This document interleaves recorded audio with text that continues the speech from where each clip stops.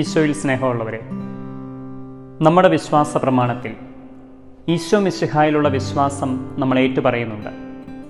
ഈശോ മിശിഹായിലുള്ള വിശ്വാസം നാം ഏറ്റുപറയുമ്പോൾ ഈശോയുടെ ജീവിതത്തിൽ ഇതുവരെ സംഭവിച്ചിട്ടുള്ള കാര്യങ്ങളിൽ നമുക്കുള്ള വിശ്വാസവും ഇനി സംഭവിക്കാൻ പോകുന്ന കാര്യങ്ങളിൽ നമുക്കുള്ള വിശ്വാസവും നമ്മൾ ഏറ്റുപറയുന്നുണ്ട്.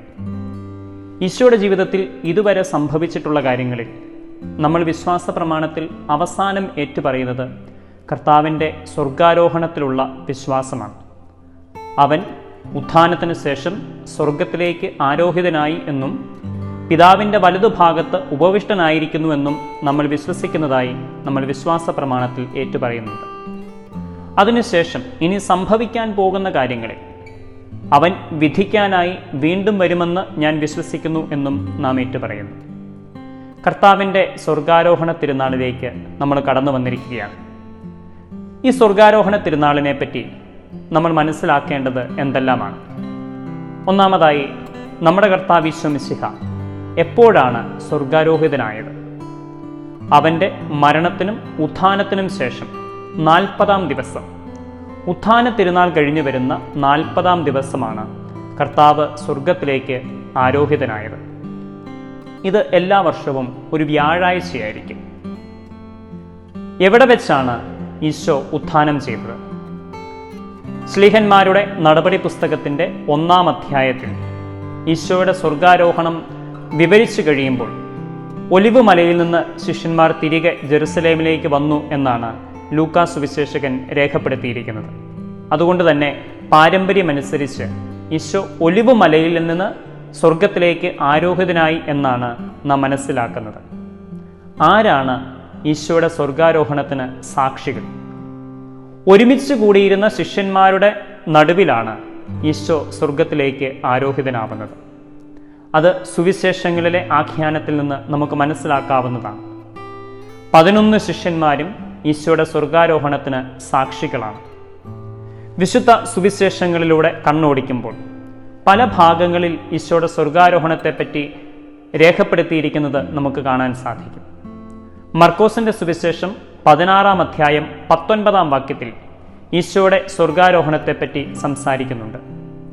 ലൂക്കായുടെ സുവിശേഷം 24-ാം അധ്യായം 51-ാം വാക്യത്തിലും ഈശോയുടെ സ്വർഗാരോഹണം പ്രതിപാദിക്കുന്നുണ്ട്.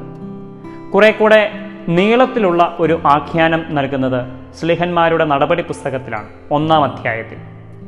എന്നാൽ ഈശോയുടെ മരണത്തിന് മുൻപ് തന്നെ ഈശോ സ്വയം 2 തവണ ഞാൻ സ്വർഗത്തിലേക്ക് ആരോഹിതനാവും എന്നുള്ള സത്യം പറയുന്നതായി യോഹന്നാന്റെ സുവിശേഷത്തിൽ നമുക്ക് കാണാൻ സാധിക്കും. യോഹന്നാന്റെ സുവിശേഷം 6-ാം അധ്യായം 62-ാം വാക്യത്തിൽ ഈശോ നിത്യജീവന്റെ അപ്പത്തെപ്പറ്റി പഠിപ്പിച്ചതിന് ശേഷം പല ശിഷ്യന്മാരും ഈശോയെ വിട്ടുപോകുമ്പോൾ പത്രോസ് ലീഹായോട് ഈശോ ചോദിക്കുന്നുണ്ട്, അങ്ങനെയെങ്കിൽ ഞാൻ ആദ്യമായിരുന്നിടത്തേക്ക് ആരോഹിതനാവുന്നത് നിങ്ങൾ കണ്ടാലോ? ഈശോ സ്വർഗാരോഹിതനാവേണ്ടവനാണ് എന്നുള്ള സൂചനയാണ് ഈശോ കേപ്പായ്ക്ക് ആ നിമിഷങ്ങളിൽ നൽകുന്നത്. അതേപോലെ തന്നെ ഈശോയുടെ മരണത്തിന് ശേഷം ഉത്ഥാനത്തിൻ്റെ അവസരത്തിൽ ഈശോ പ്രത്യക്ഷവൽക്കരണങ്ങൾ നടത്തുമ്പോൾ മഗ്ദലന മറിയത്തോട് പറയുന്നുണ്ട്, എൻ്റെ ശിഷ്യന്മാരോട് പറയുക, ഞാൻ സ്വർഗത്തിലേക്ക് ആരോഹിതനാകേണ്ടിയിരിക്കുന്നു. യോഹന്നാന്റെ സുവിശേഷം 20-ാം അധ്യായം 17-ാം വാക്യത്തിൽ നമ്മളത് വായിക്കുന്നുണ്ട്. ഇങ്ങനെ ഈശോയുടെ മരണത്തിന് മുൻപ് ഉള്ള ഈശോയുടെ പ്രഭാഷണങ്ങളിലൂടെയും ഈശോയുടെ മരണത്തിന് ശേഷം സ്വർഗാരോഹണത്തെ പറ്റിയുള്ള ആഖ്യാനങ്ങളിലൂടെയും വിശുദ്ധ ഗ്രന്ഥത്തിൽ ഈശോയുടെ സ്വർഗാരോഹണത്തെപ്പറ്റി നമുക്ക് വായിച്ചറിയാൻ സാധിക്കും. സ്വർഗാരോഹണത്തിൻ്റെ ഒരു പ്രത്യേകത, സ്വർഗാരോഹണത്തിൻ്റെ ആഖ്യാനത്തിൻ്റെ സമയത്ത് നമ്മൾ മനസ്സിലാക്കുന്നുണ്ട്, അനുഗ്രഹിച്ചുകൊണ്ടിരിക്കെ അവൻ അവരിൽ നിന്ന് മറഞ്ഞ് മേഘങ്ങളിൽ എടുക്കപ്പെട്ട് സ്വർഗത്തിലേക്ക് ആരോഹിതനായി എന്നാണ് സുവിശേഷങ്ങളിലെ ആഖ്യാന രീതി. ഈശോ അവസാനം ചെയ്യുന്ന പ്രവൃത്തി അനുഗ്രഹിച്ചുകൊണ്ടേയിരിക്കുക എന്നുള്ളതാണ്. അത് ഒരു കണ്ടിന്യൂസ് ഫോം ഓഫ് വെർബാണ് അവിടെ ഉപയോഗിച്ചിരിക്കുന്നത്, തുടർന്നുകൊണ്ടേയിരിക്കുന്ന ഒരു പ്രവൃത്തി. ഈശോയുടെ സ്വർഗാരോഹണ സമയത്ത് ഈശോ ശിഷ്യന്മാരെ ആശീർവദിച്ചതിൻ്റെ പ്രതീകമായിട്ടാണ്, ആ പ്രതീകം ഉൾക്കൊണ്ടുകൊണ്ടാണ് നമ്മുടെ വിശുദ്ധ കുർബാനയുടെ സമാപനാശീർവാദം നാം നൽകുന്നത്. ഇത് ഒരു കടമുള്ള ദിവസമാണെന്ന് നമുക്കറിയാം.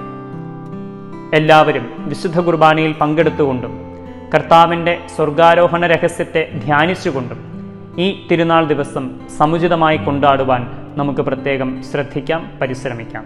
സ്വർഗാരോഹിതനായ ഈശോ പിതാവിൻ്റെ വലതുഭാഗത്തു നിന്നും നമ്മെ ഓരോരുത്തരെയും നിരന്തരം അനുഗ്രഹിക്കുമാറാകട്ടെ.